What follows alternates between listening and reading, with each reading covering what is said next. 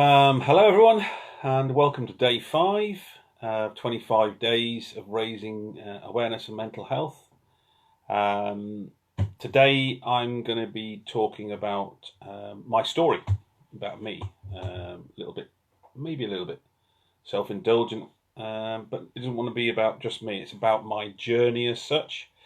So today's my birthday. Yeah, Mike got my showbiz age of 37. I think we've all got a showbiz age where we sort of stick at, etc. That's mine. So what I want to sort of just introduce is, I'm just normal, just like everybody else, whatever normal is. Our normal at the moment is pretty different to what our normal used to be. The idea is that I just want to sort of talk about where I've come from, what I've done to get to this point. Okay, so start with just the basics really. Come from Lincoln, Lincolnshire, born in Lincoln, only child, so I'm spoilt, as my mum would say. Yeah, left school at 16, basic school education, then CSEs. I enjoyed doing home economics because it was full of girls, but not very good at it. Okay, joined the Marines. But I was in the Marine Cadets for about 3 years beforehand, so I got a sort of a taste, and it's always what I wanted to be, a soldier. And I wanted to be the best soldier I was, so I joined the Marines. Ended up doing 23 years. Thoroughly enjoyed my career. Didn't enjoy all the things that I did within the Marines. Did all sorts of different stuff. During that time, I met my first wife. I got married, settled down in Somerset, had 2 children. And particularly in the Marines, because it's slightly different to any other service, you get trained as a Marine first, and then you do all sorts of different jobs. Within that, you can pick different careers. I eventually left in 2003. Did 23 years. I was very lucky because I had medical conditions that stopped me really continuing my service, but they left with a full pension and left doing my full 22 years service. So I was very grateful. So at that time, I was still married to my first wife, so I had left my family as such, my family in the Marines. That's the sort of feeling of belonging in the Marines, and I'd left that behind. And there's some things that happened sort of just previous to me leaving that were a bit of a catalyst for me leaving. My father had a stroke, and at that time I was estranged from my mum and dad. I'd made a decision early on in my first marriage with my first wife to distance myself from my family for whatever reason. That's what happened.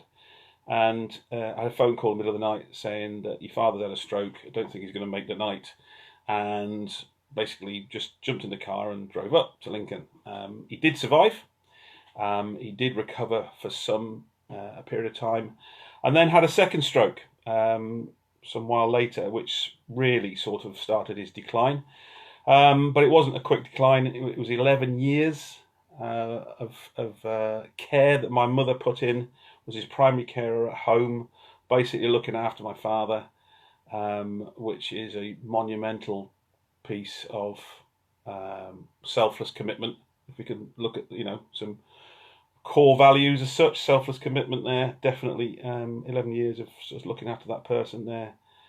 And there's something happened, and I'd say it was a sort of catalyst for change, a moment when I went and see my dad in the bed in hospital after his first stroke. And I looked at him, and we're unfortunately, the Mapletofts are all pretty much similar, similar features. My son looks like me, my dad looked like me, granddad, so similar features. And I looked in the bed there and I thought, that's me if I don't sort my life out. So I made a decision then that I needed to do some more stuff just for me. I was, shall we say, fairly negative person, bitter, maybe a bit twisted from my happenings in the core, what I'd seen. Physically, I was pretty much wrecked, back gone, knees gone, bad attitude, all that sort of stuff. But I decided that I was going to try and stick out in the Marines until the end. But as it was, it didn't really work. I just decided that at the end of the day, it was just time for me to move on. So I did. I left the Marines. But very quickly then, after I left the Marines, I found that my family situation wasn't all what it was appeared to be with my first wife. So I ended up, at the same time as losing my sort of core family, I left my own family. For whatever reason, I ended up on my own, moved out into a little flat, and just pulled myself together. That was probably one of the lowest parts of my life, being alone and feeling alone as well, because of leaving the core. And I've made a decision to sort of leave it behind. That was what I was. And there was a very strange feeling leaving the Marines, handing your ID card over, and basically all contact from the Marines pretty much stopped. That was it. It was done. You moved on. Draw a line under it, which felt very abrupt, very sort of, and it was almost like a bereavement, letting something go like that. So there were some low moments, particularly now that my family life, and one of the decisions that I made when leaving the Marines was to put some time into my family life. That wasn't to be. So I did feel alone, and then there were some times there that I contemplated ending it all. Making a decision, driving the car into a wall or whatever it was. There were some times there that were pretty dark about finishing off. But I'm here now. I did make a decision to carry on as such. And at that time, I'd sort of dropped into doing HR. I sort of did a little bit of book reading, a bit of soul searching and some stuff there. Found that I was actually quite a good people person. I know, it shocked me too. And I moved into HR and very quickly started a career in HR, looking at personnel development. I was working in a number of businesses in those years, but most of the time it was developing people, putting time and effort into making them the best that they could be. But at the same time, I was developing myself. Didn't realise that, the courses that I was doing, particularly the life coaching course to learn how to life coach people, I was being coached at the same time. So I learned some stuff about myself, some good, some bad, and really started to turn what I saw myself as into something different. And again, I suppose the reason why I'm going through this is we all identify with something in our life. We give ourselves a badge, we give ourselves a label, and I'll come back to that as we go through further. So I'd already given myself a label as Royal Marine. Now that was gone. Wasn't a Royal Marine anymore. So how do we redefine ourselves after 23 years of describing ourselves? Well, become an ex-Royal Marine. Well, that has a badge in itself. I'd also been a husband. That was gone. So the label was gone there. I'd also been a father, but for whatever reason, I wasn't able to be a father then because being distanced from my family, that was taken away as well. So I had to reinvent myself, who I was. So I became, a HR manager, a HR consultant, a life coach, a personnel development director, all those sorts of things. So I started to develop those things, and looking at what we define ourselves as is not necessarily the same as what we do. Okay, so I couldn't differentiate the two at the time. What I did was who I was. Now I know that's different. Some of the things I did, I'm just looking at my notes here because I did a few. I actually got some notes today, and this is, and to be honest, this is probably the most nervous presentation I've done for a very long time. Okay, talking about myself, talking about my life as such, and what's brought me to here.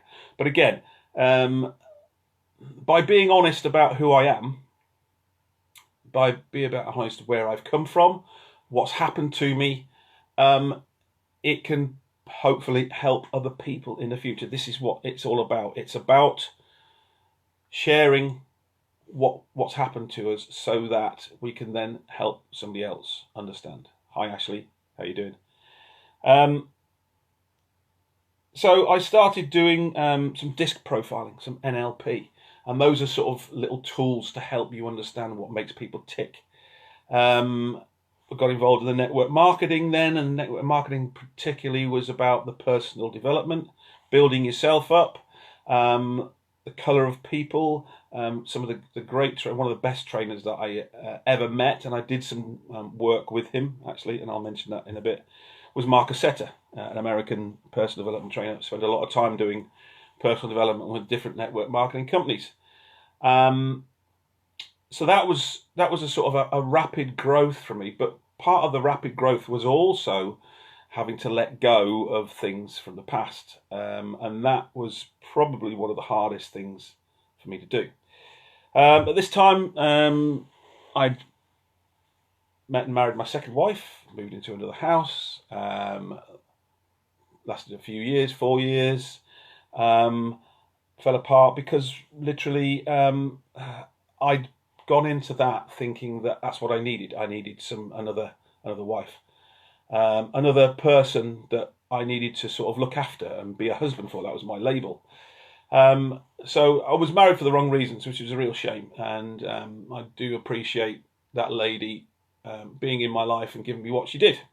And each of the sort of relationships that I've had have had a place to give me things. And one of the things that gave me was made me resilient and self-reliant. Up to that point, I'd probably be honest saying that I felt like I was half of a relationship with my first wife and that first part of my life. Now, from that point where my second marriage broke down, I'd found my self-resilience. I'd found my whole self rather than just being a part of something else. And then for me, that was a sort of catalyst moment again, where I could then see myself sharing who I was with other people. And that's the point, Unfortunately, part of that process, I also ended up losing a house. And it was part of the sort of breakdown of myself, but also the recession started to hit then. I was doing a lot of personal development training. I was doing a lot of personal training, and I was doing some other training on the side, running my own business, still doing a bit of HR, sort of part-time. But I was running a lot of training business for care homes. And I was, running 3 or 4 month contracts, and they were paying me at the end. And unfortunately, the recession hit and left me holding the baby for a lot of money. So I ended up losing that training business, just closing it down and moving on. But that again was a moment to then sort of reevaluate, look at yourself, move on from there, look at the stuff that you were doing. Was it serving me? It got me to a certain point. Again, a lot of breaking away of the stuff that I thought I was, the label of being a trainer. I probably still like that label, to train people to do things. I do a lot of stuff in the outdoors, I first aid, etc. And then I met another lady and moved to Wales and ended up getting married for a third time. Okay. And again, maybe for the wrong reasons, but for the right end to it, because it ended up being in Wales. And part of that moving to Wales was about getting in touch with myself again in the outdoors. So I started doing a lot of other stuff as well as the coaching, moved into the outdoors, back into the qualifications there. So reinvigorated all my qualifications, started to work with the local youth organisations as well, which was good, because I suppose one of the things that I'd done was missed my kids growing up. I'd missed the fact that I didn't spend time with them because I was away a lot of the time in the Marines. I missed some pretty, shall we say, key development moments, times when my kids, needed a dad, etc. I wasn't around for whatever reason. So I then tried to, I suppose, salve my conscience of that feeling at the time of developing other people's children. And that's why I ended up working with youth organisations. Before that, I'd done a bit of child mentoring. I'd done a bit of stuff with kids in care down in Somerset for a charity down there. So, making sure that I was doing that sort of stuff, but not knowing why and really just sort of bumbling along doing it. But I suppose for the right outcome, but for the wrong reasons as such, trying to sort of cure something in me which I thought was wrong. So eventually the third marriage broke down. I was still in Wales, but I'd like I say, through the youth organisation, I met my partner now, Ruth, and which was a breath of fresh air because she just accepted me for what I am, and that was pretty cool. That was the first time anybody had just said, yeah, you are who you are, just turn up, and that's where I am now. Still in Wales with Ruth, looking at all this stuff. Some other key things, I suppose, that have happened, particularly with all of this stuff. Some of the things that I've been exposed to, and again, without, going into too much detail, OCD behaviour, people having compulsive disorders, alcoholism, depression. I mean, this is having a personal connection with that, okay, and sometimes on a day-to-day basis. Okay, potential suicide. Again, myself and other people around me.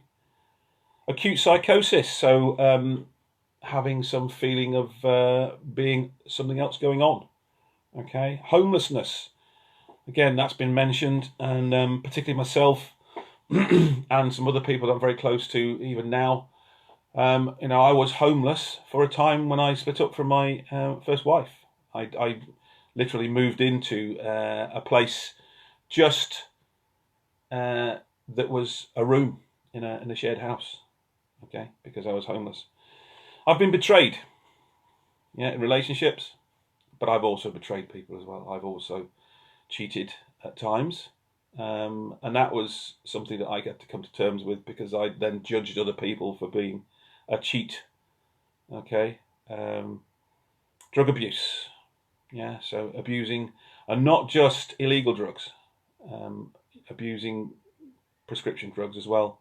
So I've had personal, not myself, but definitely connections with people personally who have done that sort of stuff. Why do I mention that? Because this is the stuff that is around us all the time. This is the stuff that is the unspoken.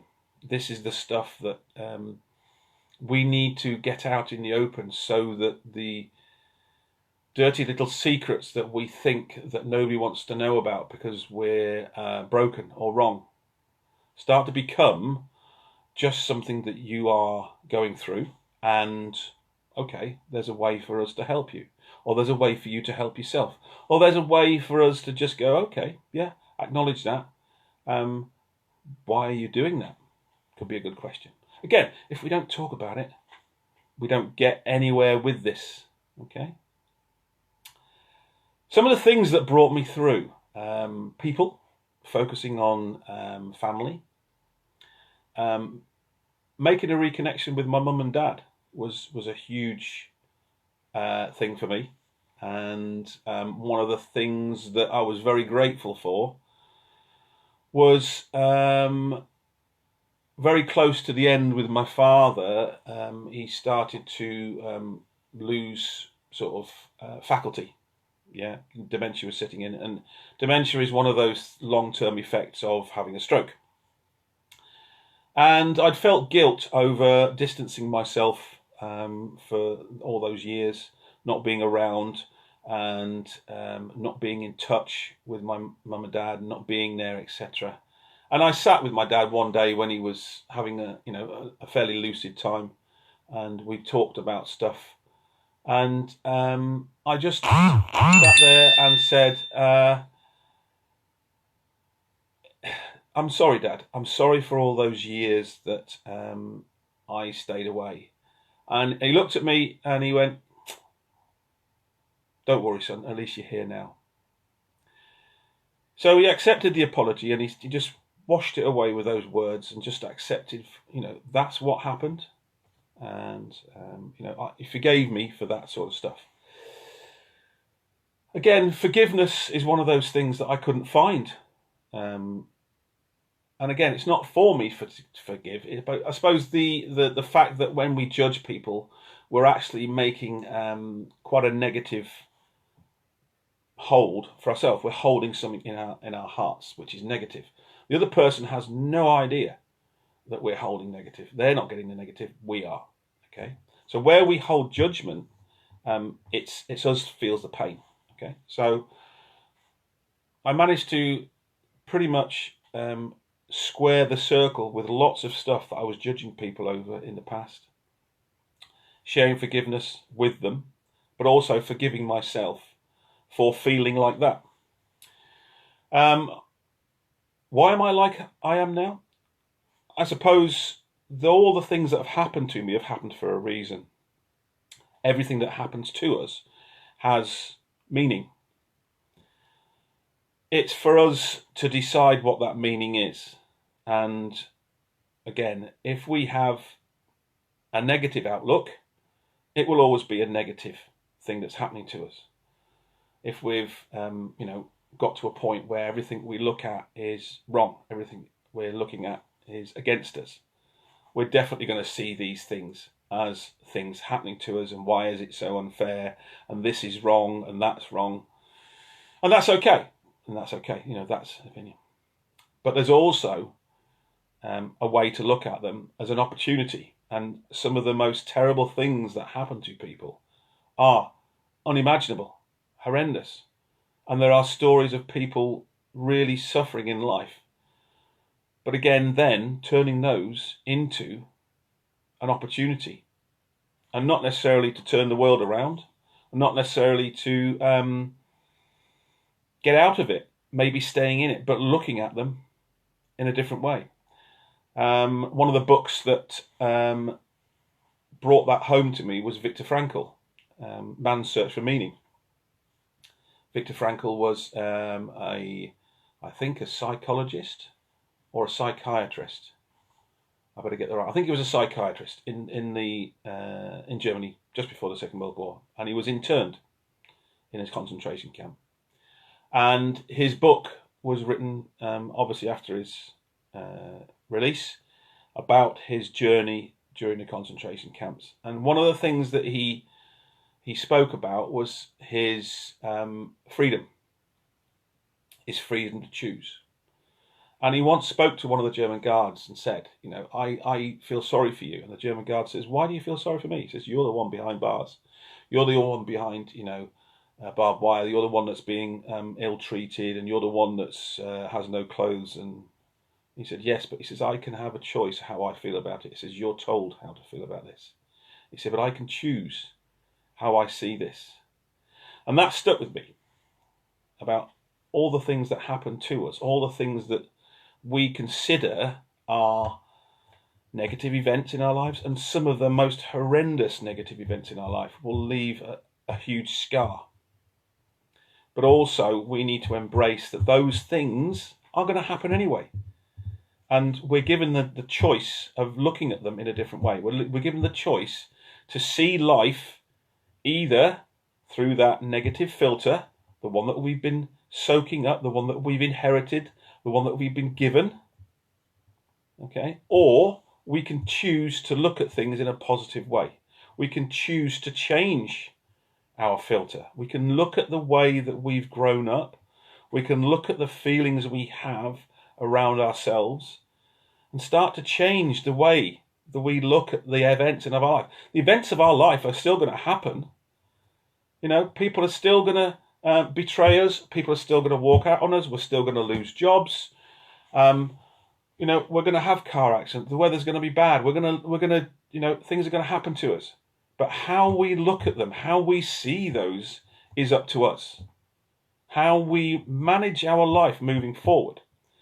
So, I suppose what I would suggest is from today, if you feel that life is too much, if you feel that everything is too negative, too much, whatever, that's your choice, but you are choosing to look at it like that. The events are still happening, and there are people that have a whole lot less than you, are in a so much worse position. And I know it's old hat, there's always people worse off than yourself, and it's true. There are people worse off than yourself. But you just need to think about how you're looking at those events. Are you looking at them as something that's happened to you and you have no control over it? Or are you seeing it as an event that happens in your life and you have an opportunity to think about things that have happened in the past maybe? Maybe look at the way that you've behaved towards some other people that has eventually got you to this point. Maybe look at the way that you perceive that other event, that other person. Is there a way that you can now think about this in a more positive way? It won't change the situation, but it might make you feel better about it. And if we can start to make ourselves feel better about the situations that we have, then we can look at life in a different way. And it is all about, again, we've mentioned perspective, our perception. Our perception of life is true. Whatever we perceive as correct is right for us. It's right. Okay, that's our thing. So there is books out there. The Viktor Frankl book I mentioned. I mentioned the Andy Shaw book, Bug Free Mind.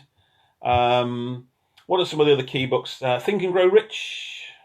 Yeah, Dale Carnegie was a great writer as well. A lot of these personal development books were written at the turn of the century, quite a while ago, and they still hold good today. What key books would I say?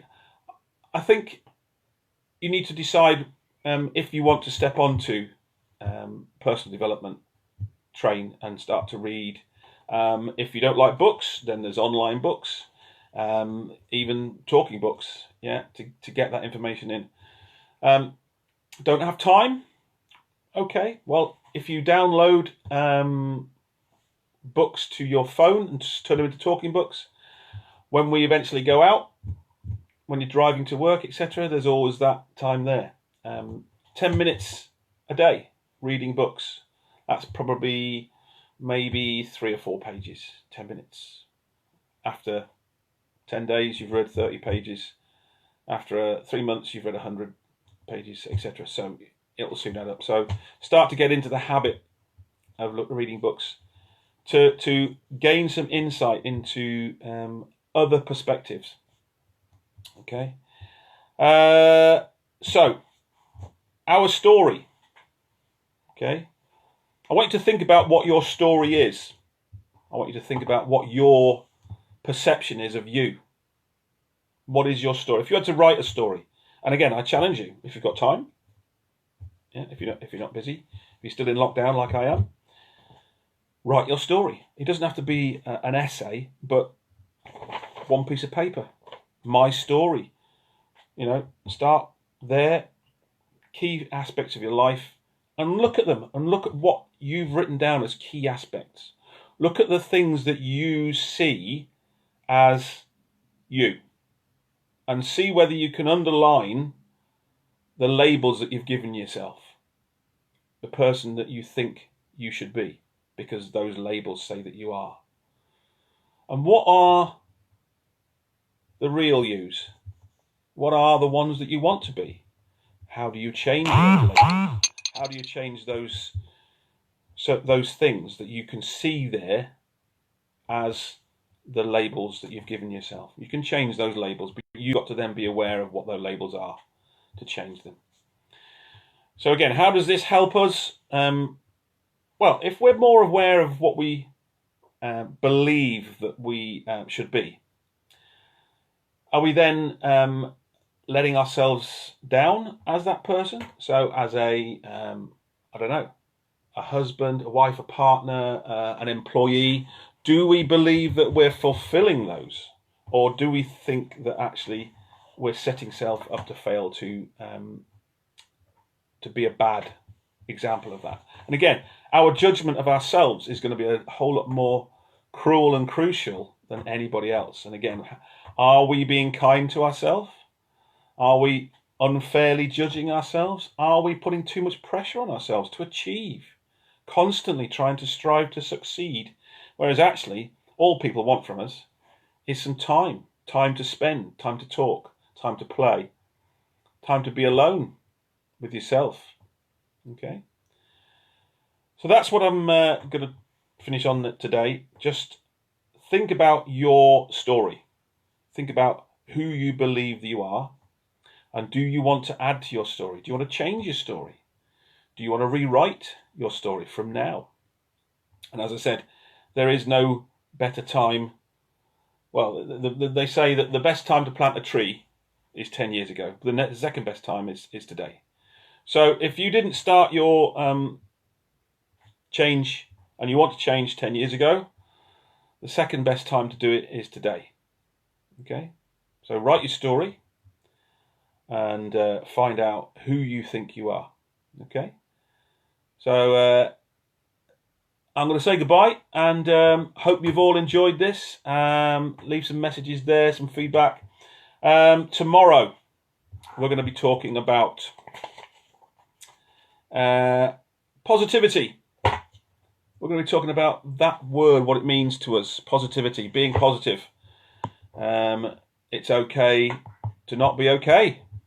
Okay, but we'll be talking about that tomorrow. So thanks very much for all the messages, and I'll see you tomorrow.